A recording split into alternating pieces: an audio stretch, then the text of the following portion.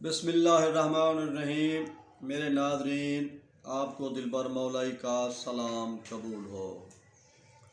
آج میں جس ہستی کا آپ کو تعارف کرانے جا رہا ہوں وہ ضلع لیا بلکہ ضلع لیا کے بڑے شہر لیا سے ہی تعلق رکھنے والی عظیم شخصیت، متحرک ادبی شخصیت، عزت مآب جناب شمشاد حسین سرائی صاحب ہیں۔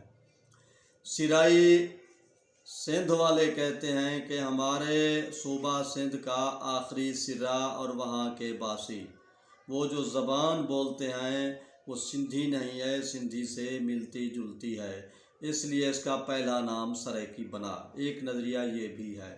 خیر، ہم نے سرائکی پر اور اس کی ہسٹری آج نہیں بتانی۔ آج ہم نے آپ کو شمشاد حسین سرائی کی شخصیت کے متعلق بتانا ہے۔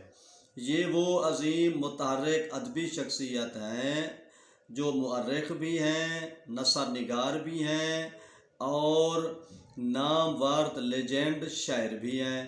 ان کے استاد محترم کا نام امان اللہ کاظم صاحب ہے اور ان کو ادبی خدمات کے سلسلے میں تقریباً 3 درجن کے لگ بھگ ایوارڈ مل چکے ہیں، جو کہ ضلع لیا کے حوالے سے ایک بہت بڑا اعزاز ہے ہمارے برادر کے حوالے سے۔ ویسے میں قائل ہوں، تھل کا ادب ہو، کچھی کا ادب ہو، اگر اس ادب کو سرائکی ادب کی طریق سے نکال دیا جائے تو پھر بہت ہی جزوی سا ادب بچ جاتا ہے۔ پورے برصغیر میں، پوری دنیا میں اگر سرائکی ادب متعارف کروایا ہے تو وہ یہی تھل اور کچھی کے شاعر ہیں اور نثر نگار ہیں۔ اور میں گارنٹی سے کہہ رہا ہوں، اس وقت گلگت سے لے کر کراچی، سیالکوٹ سے لے کر کوئٹہ تفتان تک آپ جو ذاکری سن رہے ہیں، حسینی شاعری سن رہے ہیں، ان کے تخلیقات اور ذاکروں کا تعلق اسی تھل سے زیادہ ہے۔ یہ تو ایک ہو گئی۔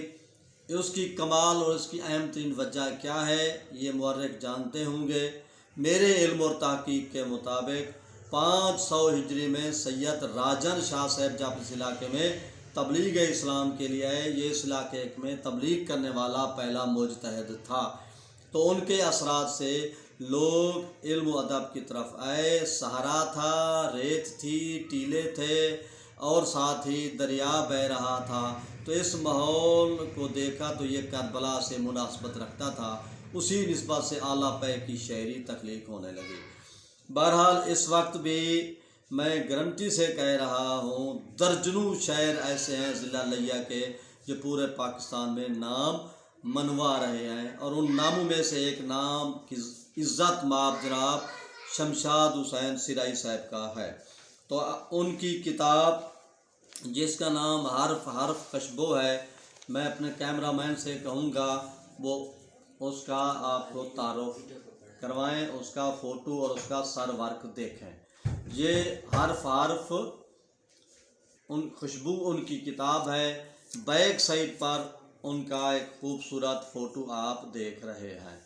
اس کتاب میں سے میں آپ کو ان کی شاعری کے نمونے کے طور پر ان کی ایک آپ کو غزل سناتا ہوں، اردو غزل۔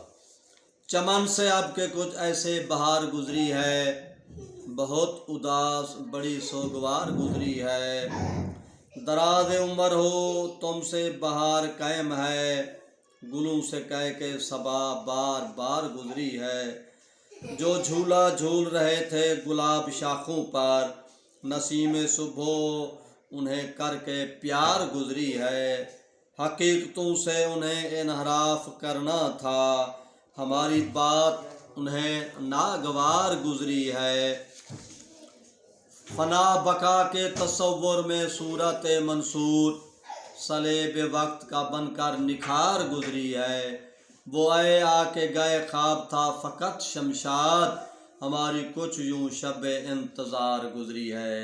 شمشاد سرائی سے ٹیچر ہیں، اعلیٰ تعلیم یافتہ ہیں، ہیڈ ماسٹر ہیں۔ آپ کی علمی اور قلمی خدمات پر دلبر مولائی کا سلام۔